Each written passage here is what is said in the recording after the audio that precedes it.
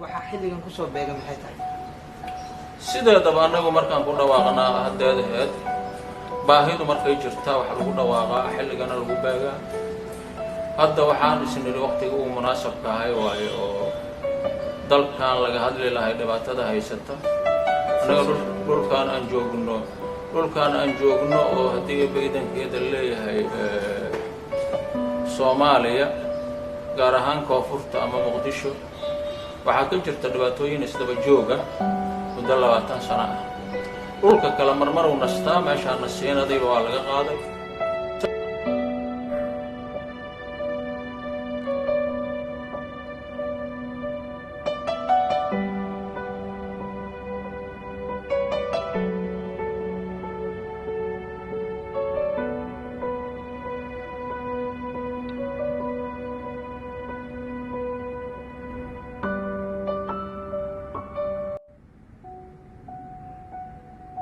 waxa xilligan ku soo beega maxay tahay